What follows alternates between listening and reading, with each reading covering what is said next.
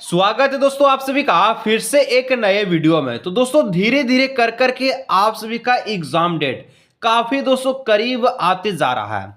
सभी की धड़कनें दोस्तों बढ़ती जा रही है क्योंकि दोस्तों आप सभी का क्लास 11th का जो एग्जाम है 25, 26 और 27 फरवरी 3 दिन लगातार चलेगा और बिना रुकावट के सभी सब्जेक्ट आपको ये तीनों दिन में कवर करेगा। तो दोस्तों आज के इस वीडियो में हम लोग लेकर के आ चुके हैं हिंदी इलेक्टिव का 40 सबसे most important viral MCQ questions को, जो दोस्तों आप सभी के क्लास 11th बोर्ड एग्जाम 2026 के पेपर में डायरेक्ट देखने को मिलेगा। दोस्तों एग्जाम का बहुत ही कम समय बचा है, जितना हो सके दोस्तों उतना आप लोग अच्छा से तैयारी कीजिए क्योंकि इस बार दोस्तों हम लोग एग्जाम में गर्दा उड़ा करके आएंगे और सभी सब्जेक्ट में 40 में 40 उड़ा करके आएंगे। तो वीडियो को लाइक कीजिएगा, चैनल पर पहली बार आए सब्सक्राइब कीजिएगा क्योंकि सभी सब्जेक्ट का भी वीडियो अपलोड होने जा रहा है, सभी सब्जेक्ट आप लोग देख लीजिएगा। तो चलिए आज की इस वीडियो को हम लोग शुरू करते हैं। तो चलिए दोस्तों फाइनली वीडियो को हम लोग शुरू करते हैं। आज की इस वीडियो में दोस्तों जितना सारा प्रश्न बताएंगे हिंदी इलेक्टिव का, सारा प्रश्नों का आप लोग घोल करके पी जाएगा क्योंकि दोस्तों क्वेश्चन आप सभी का यही से 2026 के 27 फरवरी के आप सभी का हिंदी इलेक्टिव में देखने को मिलेगा। तो चलिए बिना देरी के वीडियो को शुरू करते हैं। सबसे पहले दोस्तों एग्जाम में जाइएगा हिंदी इलेक्टिव के दिन तो आपको एक गद्यांश देगा। गद्यांश को पढ़ना दोस्तों 1 से लेकर के 5 तक के सही विकल्प का चयन करना है। थोड़ा सा समय हम लोग गद्यांश को देंगे और चलिए 5 नंबर पक्का करते हैं। गद्यांश कहता है कि धन की चाह व्यक्ति को नाश की ओर ले जाती है। यानी कि जो धन है दोस्तों, अगर आपके पास 100 रुपये आ रहा है तो आप लोग सोचेंगे 200 आए, 200 आएगा तो सोचेंगे 500 है, 500 से आप लोग 1000 रुपये डायरेक्ट। यानी कि जो धन की जो चाह है कभी भी खत्म नहीं होती है। धन की चाह दोस्तों कभी भी समाप्त नहीं है। देखिए वही बात आप लोग को यहाँ पर लिख दिया गया है। वह धन प्राप्त होने पर और बढ़ जाता है। धन लिप्सा अतः सागर की तरह है, जो कभी खत्म नहीं होगा। जैसे कि सागर, समुद्र खत्म होगा नहीं, पानी कभी खत्म होगा नहीं। इसके तल की जो था है नहीं पाई जाती, इनका तल ही के था नहीं पाया जाता कि कभी भी खत्म हो सके।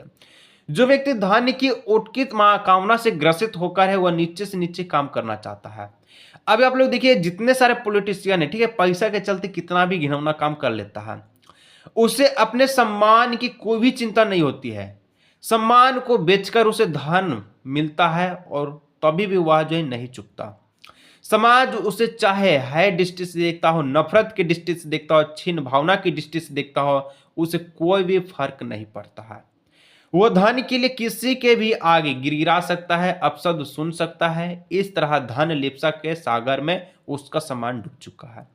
यानी कि दोस्तों ये जो गद्यांश, छोटा सा गद्यांश लेकिन बहुत कुछ यहाँ पर सिखाने को देखने को मिला कि जो है धन की जो चाह है, यानी कि जो आप सभी का जो लालची है, ठीक है, बहुत ही बढ़ते रहता है। किसी को भी कोई 5000 कमाएगा तो सोचेगा 10,000 कैसे कमाया। अब देखिए पहला नंबर क्वेश्चन क्या पूछा है कि धन की चाह मनुष्य को किस ओर ले जाती है। तो हम लोग अभी देखें कि जो धन की चाह मनुष्य को विनाश की ओर ले जाती है, यानी option number B correct answer. 2 नंबर, प्रस्तुत गद्यांश के अनुसार किसके तल की कोई था नहीं होती। तो हम लोग अभी देखें कि धन लिप्सा रूपी सागर में किसी भी प्रकार का थाल नहीं होता, या कि था होता है। जैसे कि आपका थाली है, थाली है तो क्या है, गोल है, गोल है तो इसका नीचे क्या है, थाल है। तो लेकिन लिप्सा की ओर थाल नहीं है, इसलिए बढ़ते जाता है, लालच होते जाता है, जितना आता है उतना उसको कम लगता है। 3 नंबर, कि कैसे व्यक्ति समाज में नीचे से नीचे काम सम्मान की चिंता किए बिना कर देते हैं। कैसे व्यक्ति, तो धन की उत्कट कामना से ग्रसित होकर, यानी कि धन की ओर मोहित होकर नीचे से नीचे काम कर लेते हैं। उनको कोई भी दिक्कत नहीं है कि अगला व्यक्ति उसको क्या बोल रहा है, ठीक है। आगे बढ़िए 4 नंबर, कि धन लोलुपों को समाज कैसे दृष्टि से देखती है। तो दोस्तों हम लोग अभी देखें कि है दृष्टि से देखती है, छिन्न भावना से देखती है, यानी ऑप्शन नंबर 1 करेक्ट आंसर हो जाएगा। 5 नंबर, प्रस्तुत गद्यांश का एक शीर्षक लिखिए। तो क्या आप लोग इसका एक शीर्षक का नाम बता सकते हैं। अब तो आपको सारा चीज पता चलेगा, तो क्यों ना इसका आंसर आप लोग कमेंट सेक्शन में दें, ताकि मैं देखूं कि कितने सारे विद्यार्थी देखते हैं और उनका जवाब समझ सकते हैं। यदि दोस्तों आप लोग यहाँ पर ढील दीजिए तो एग्जाम में कैसे क्वेश्चंस को अटेंड कर पाइएगा। तो सभी विद्यार्थी दोस्तों मन लगाकर इसका आंसर जरूर से दीजिएगा, जो कि काफी डिफिकल्ट प्रश्न नहीं है। अभी तो आपको सारा चीज पता चुके हैं, ठीक है। अब देखिए, अब एक पद्यांश आपको देगा 6 से लेकर आपको 10 नंबर तक, यही पक्का हो जाएगा। कहता कि भटक गया है देश दलों के बिहार वन में, कदम कदम पर सनह की उगता है मन में, नेता क्या है निज निज कूट के महापात्र है, राष्ट्र कहाँ है शेष शेष बज सब राष्ट्र मात्र है।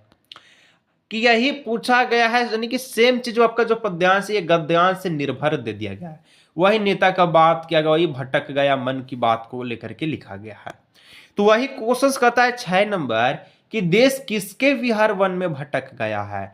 तो देश किसके विहार में वन में भटक गया है, तो राजनीतिक दल के आज से 75 साल पहले जो आजादी मिली थी, वो आजादी धीरे धीरे खत्म होते जा रहा है, चकनाचूर होते जा रहा है, क्योंकि जगह जगह पर क्या हो रहा है, भ्रष्टाचार नेताओं की जो है चलने जा रही है, ठीक है। 7 नंबर, मन में हमेशा संदेह क्यों उत्पन्न होता है, यानी कि हम लोग जो चिंता क्यों उत्पन्न करते रहते हैं, इसलिए होता है क्योंकि भविष्य की चिंता के कारण, जैसे आप लोग अभी टेंशन में होंगे, पता नहीं हिस्ट्री का पेपर कैसे जाएगा, पता नहीं केमिस्ट्री का पेपर कैसे जाएगा, पता नहीं इंग्लिश स्कूल का पेपर कैसे जाएगा। ये संदेह यानी कि आप लोग सोचते रहते, चिंता में रहते कि भविष्य में कैसा होगा, एग्जाम दे दीजिएगा तो बोलिएगा नंबर कैसा आएगा, रिजल्ट कैसा आएगा।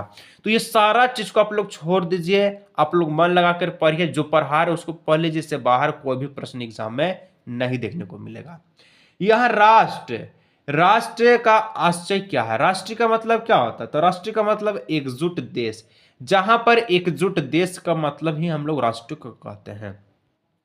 प्रस्तुत पद्यांश का उचित शीर्षक बताएं, यानी कि इसका पद्यांश को आप लोग उचित शीर्षक क्या दीजिएगा, तो हम लोग दे देंगे देश और नेता, ठीक है। चलिए आगे प्रश्न 10 नंबर, संदेह शब्द का अर्थ क्या होता है, तो हम लोग अभी न देखिए, संदेह करना, यानी कि हमें संदेह है कि कैसा जाएगा एग्जाम, हमें संदेह है कि कैसा आएगा रिजल्ट, हमें संदेह है कि जो पढ़े कि वो मिलेगा कि नहीं मिला, ये सभी क्या है, संदेह में है। तो अभी आपको बिल्कुल टेंशन नहीं लेना है, अभी जितना भी कम समय है इसमें आप लोग लगर के मेहनत कीजिए, एकदम दिल खोल के मेहनत कीजिए, जो बता रहे उसको ध्यान से पढ़िए।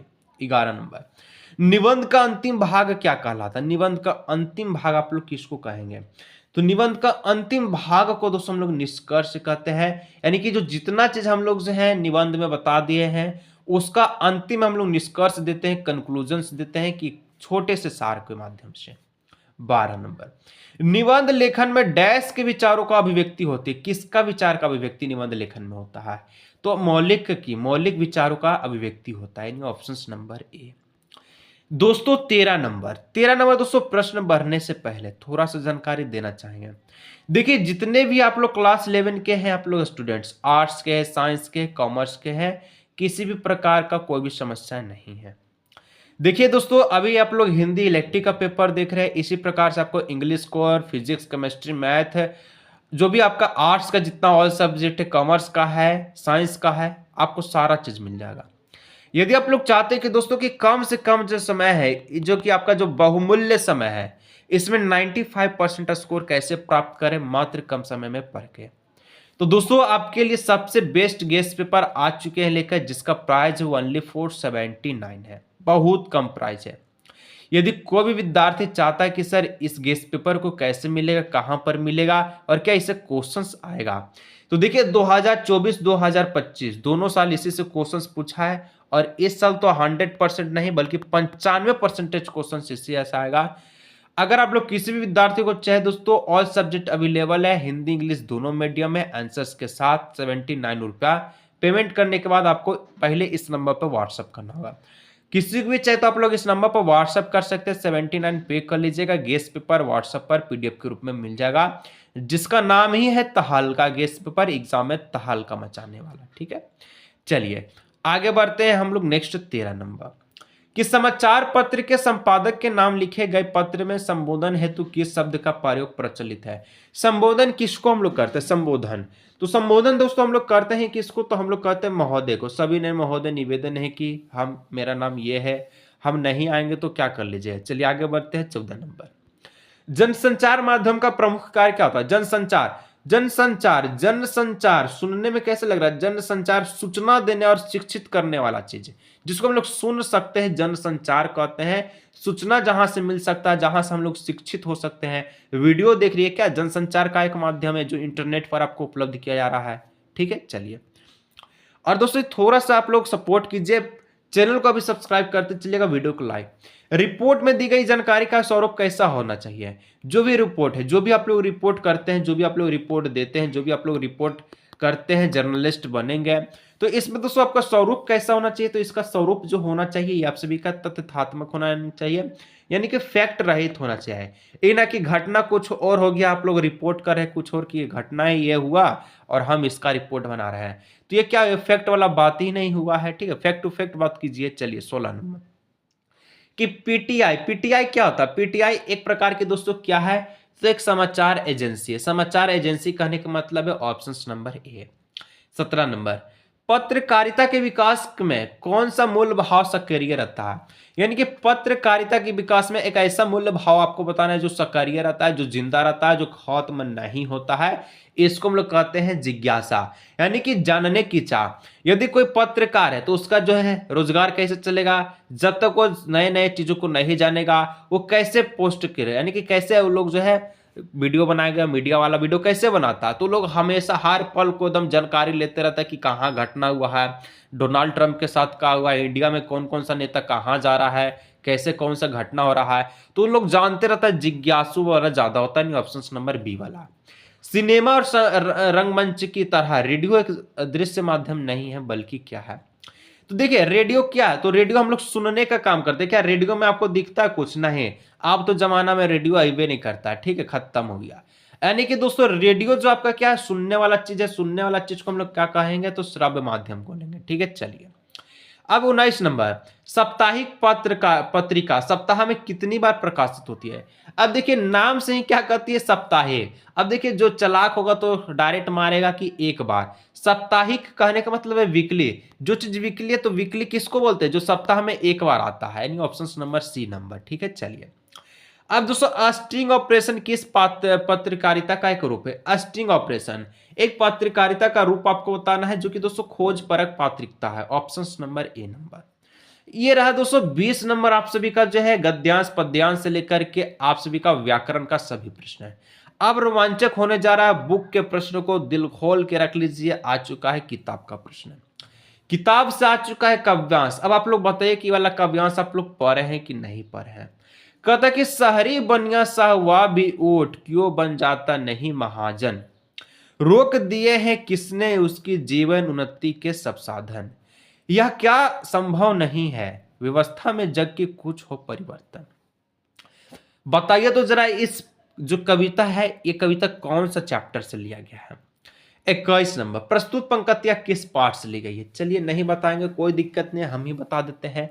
ये संध्या के बाद से लिया गया, यानी कि शाम के बाद से लिया गया है। ठीक है, चलिए आगे 22 नंबर। 22 नंबर खोजिएगा तो मिलेगा, ये प्रस्तुत कविता में कैसी व्यवस्था की स्थापना पर बल दी जाती है, फोर्स दी जाती है। ठीक है, अब देखिए प्रस्तुत जो कविता यहाँ पर संज्ञा के बाद वाला बताया गया है, इसमें दोस्तों स्थापना किसमें दिया गया है? तो ये दिया गया है आपका साम्यवादी में, ऑप्शन नंबर ए में। शहरी बनने के समान किनके महाजन बन जाने की कल्पना की गई है? तो शहरी बनने के समान किनके महाजन की कल्पना की गई है? तो ये कहा गया है गांव के दुकानदार का। गांव के दुकानदार क्या है? ये बनिया वाला चीज है, बनिया वाला महाजन है। ठीक है, चलिए आप नेक्स्ट क्वेश्चन 24, नींद उचट जाती है किसकी रचना? तो नींद उचट जाती है ये आपका नरेंद्र शर्मा की रचना, नरेंद्र मोदी की नहीं बल्कि नरेंद्र शर्मा की। कवि नरेंद्र शर्मा ने भीतर के दुख स्वप्नों से भयावह किससे माना है? तो भीतर के जो उसका दुख स्वप्न है, जो भी दुख पीड़ा है उसको भयावह यानी कि डरावना चीज किससे माना है? तो ये दोस्तों माना है बाहर के अंधकार को, अंधकार यानी अंधेरा को। रिश्ते हैं लेकिन खुलते नहीं, कविता के सामने ऐसे कौन सी व्यवस्था है जिससे आपसे रिश्ते भी नहीं खुलते? मतलब रिश्ता है लेकिन खुलता नहीं, पता है लेकिन पता नहीं। ठीक है, तो इसको कैसे अभिप्राय किया है? यानी कि गरीबी को बताया गया है यहाँ पर, ऑप्शन नंबर बी को। सिल्कता सलिल समीर सदा में पंक्ति में कौन सा अलंकार है? सिकता सलिल समीर सदा से पंक्ति में कौन सा अलंकार है? तो इस पंक्ति में अनुप्रास अलंकार है, अनुप्रास, ऑप्शन नंबर बी। जाग तुझको दूर जाना है कविता में क्या प्रेरणा दी गई है? जाग तुझको दूर जाना है कविता में क्या प्रेरणा दी गई है? तो इसमें दी गई है कठिनाइयों से जूझने की, यानी ऑप्शन नंबर ए की।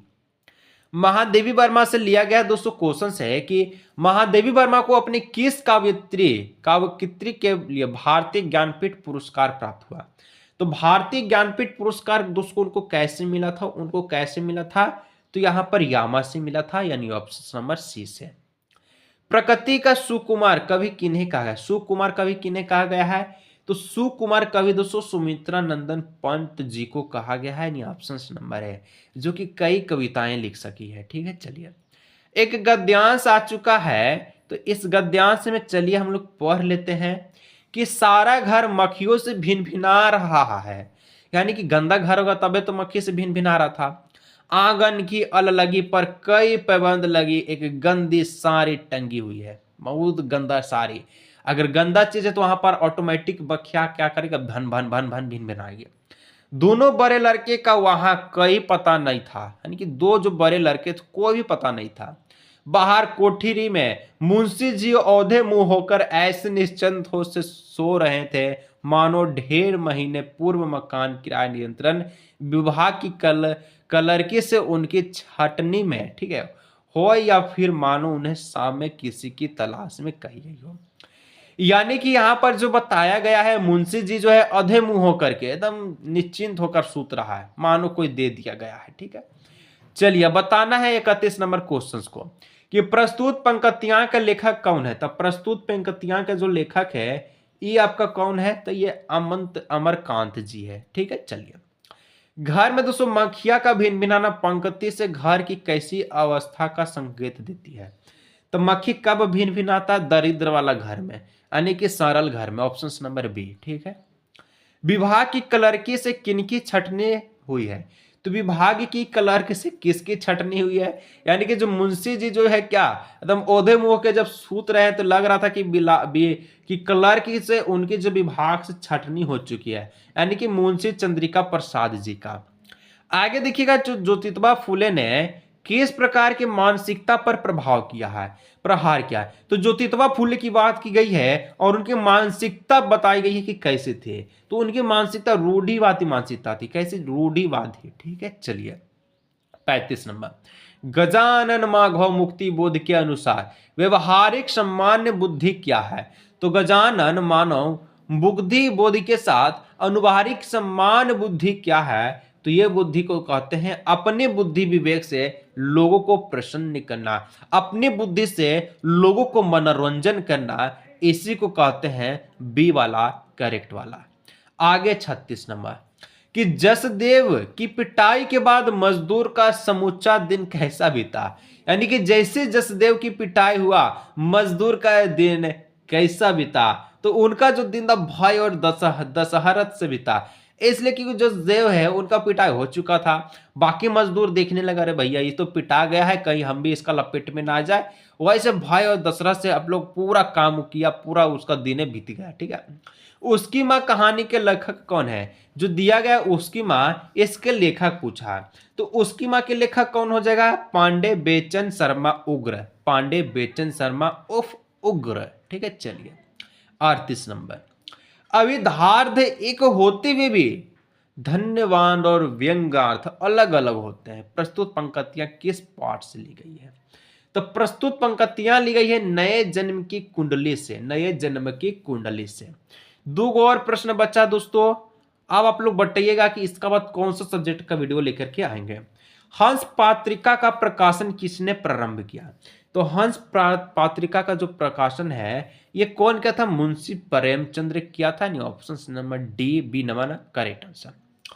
चलिए 40 नंबर करेक्ट आंसर क्या होगा? दोस्तों फिर से कहना चाहिए किसी भी विद्यार्थी को दोस्तों गेस्ट पेपर की जरूरत है, आप लोग इस नंबर पर व्हाट्सएप करके गेस्ट पेपर को परचेज कर सकते हैं। अंधेरी नगरी नाटक की रचना की है। ठीक है, अंधेरी नगरी की रचना कौन किया? भारत तेंदु हरिश्चंद्र। तो दोस्तों वीडियो अच्छा लगा तो लाइक कीजिए, चैनल पर पहली बार आया है तो सब्सक्राइब कीजिए। मिलते हैं नेक्स्ट वीडियो।